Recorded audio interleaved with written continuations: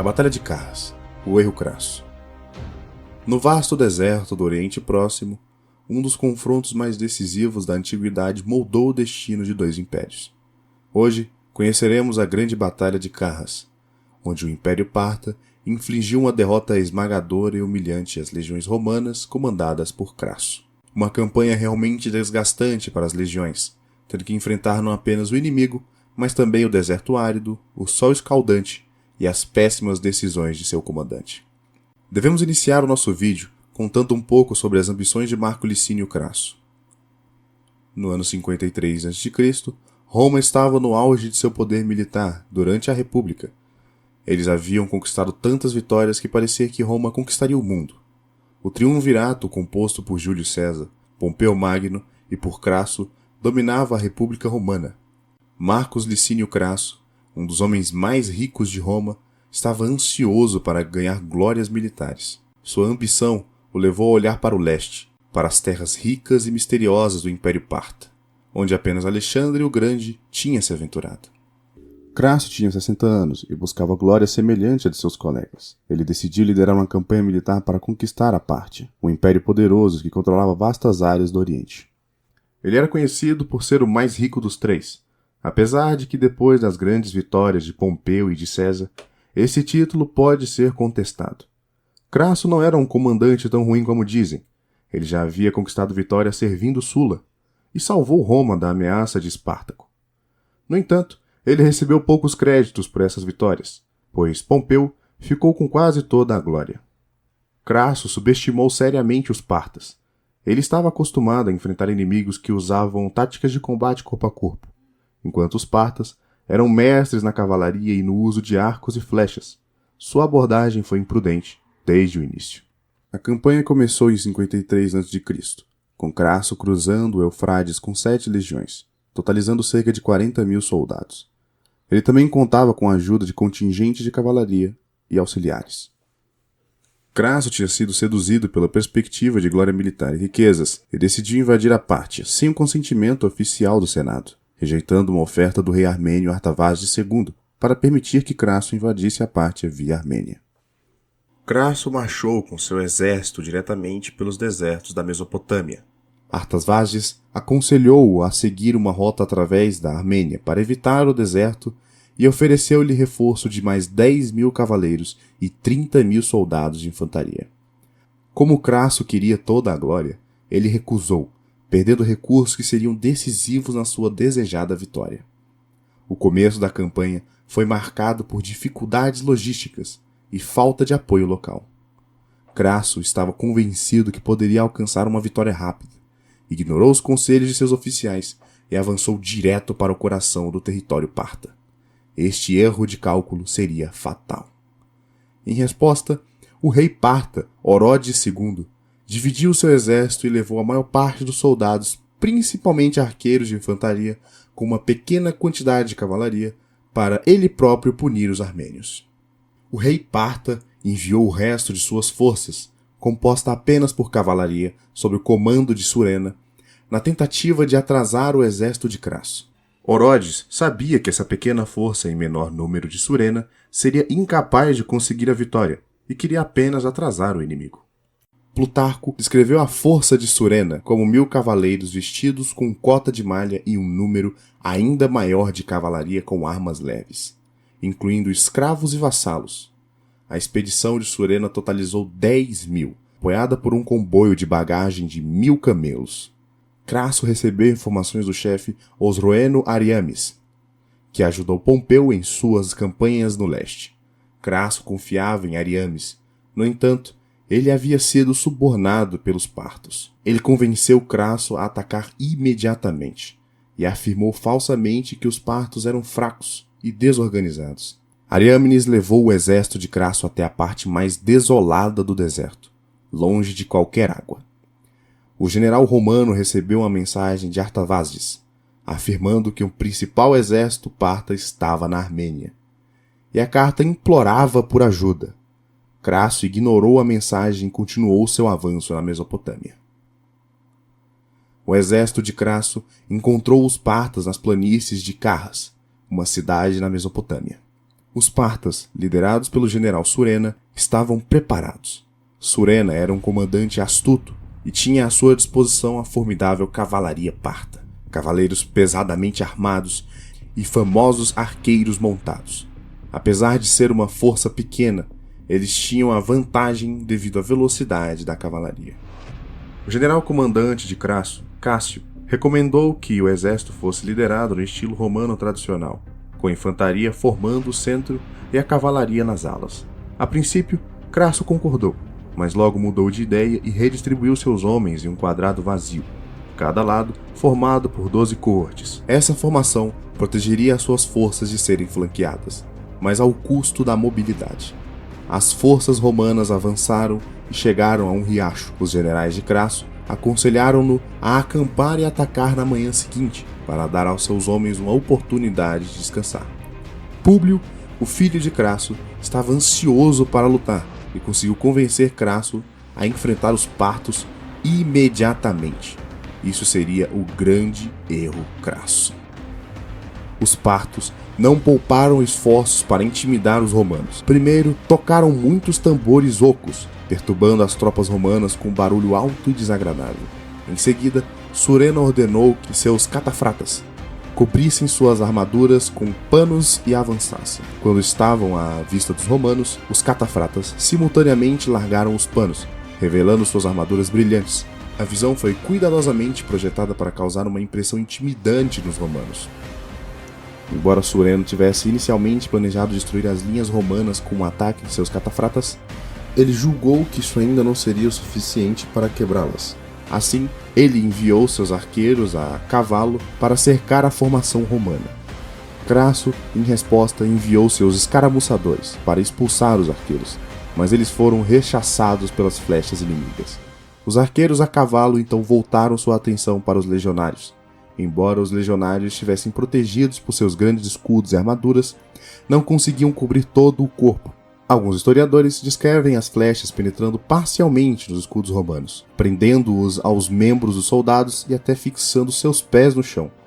Plutarco, em seus relatos, escreveu que os romanos foram recebidos com uma chuva de flechas que atravessavam todo tipo de cobertura, tanto dura quanto macia. Outros historiadores afirmam que a maioria dos ferimentos infligidos foram golpes não fatais em membros expostos. Os romanos avançaram repetidamente em direção aos partos, na tentativa de travar combates corpo a corpo. Entretanto, os arqueiros a cavalo recuavam rapidamente, disparando flechas enquanto se retiravam. Os legionários formaram a formação testudo, travando seus escudos para apresentar uma frente quase impenetrável aos projéteis. No entanto, essa formação restringiu severamente sua habilidade em combate corpo a corpo.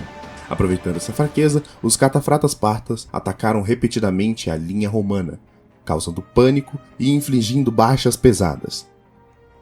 Quando os romanos tentaram afrouxar sua formação para repelir os catafratas, eles recuaram rapidamente, permitindo que os arqueiros a cavalo voltassem a disparar contra os legionários, agora mais expostos. Crasso esperava que seus legionários pudessem resistir até que os partos ficassem sem flechas.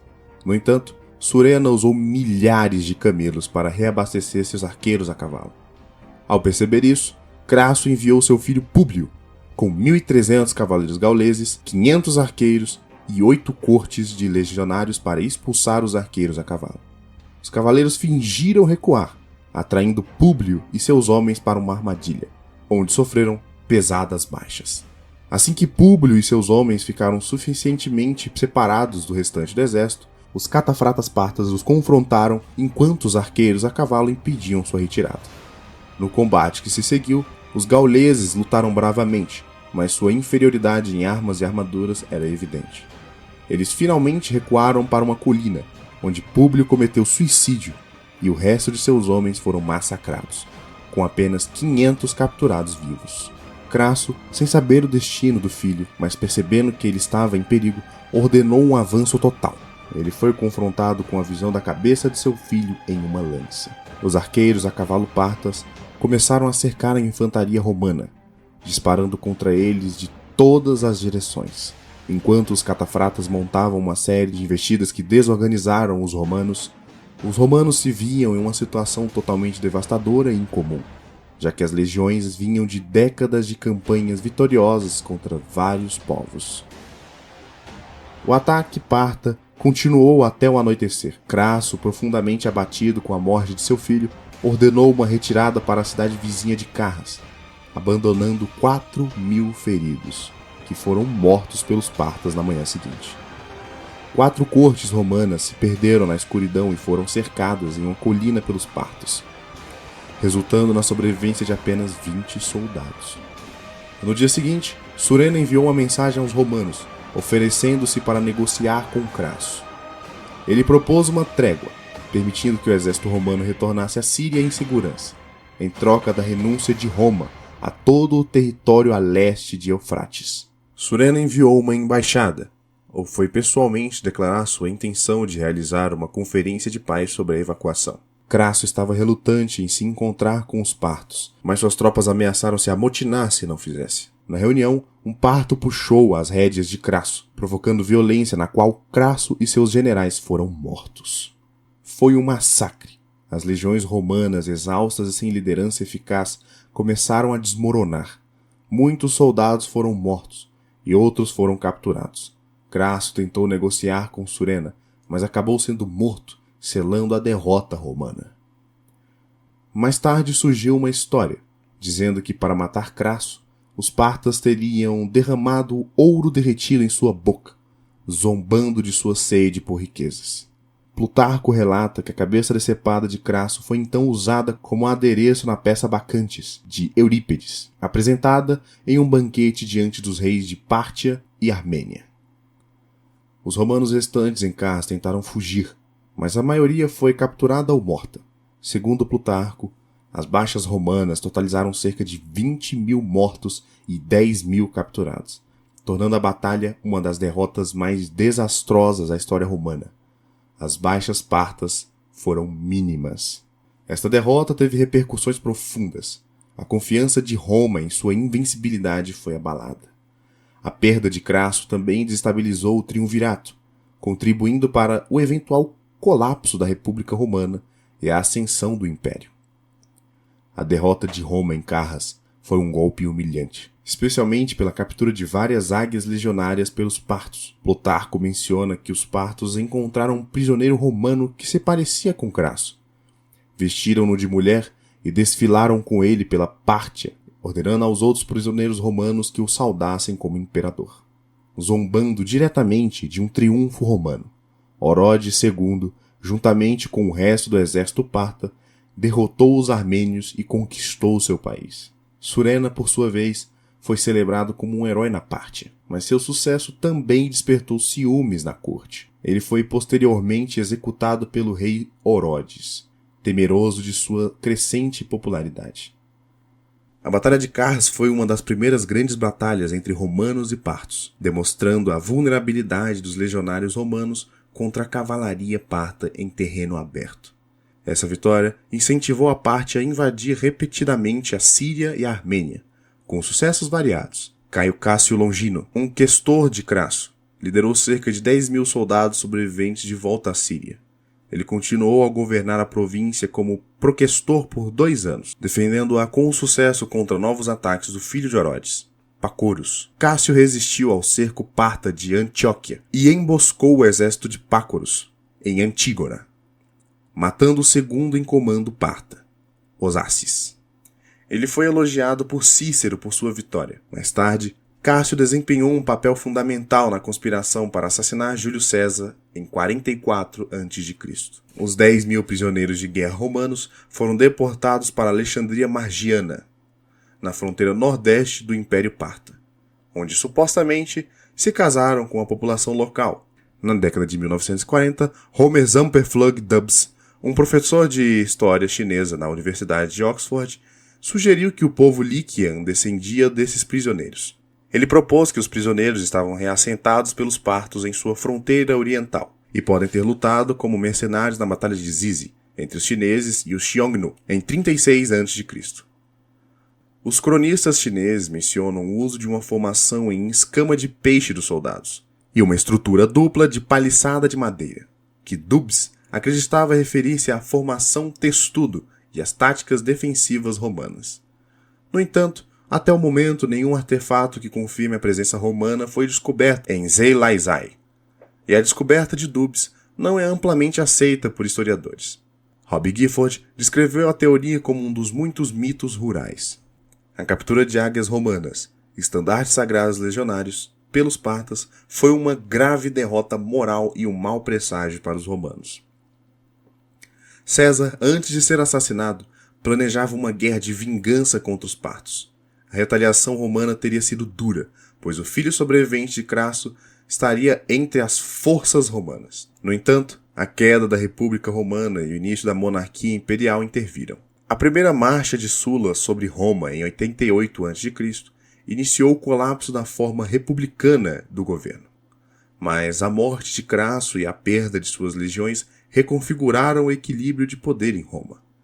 A morte de Crasso, juntamente com a morte de Júlia em 54 a.C., esposa de Pompeu e filha de César, cortou os laços entre César e Pompeu, levando ao fim do primeiro triunvirato e a eclosão de uma guerra civil.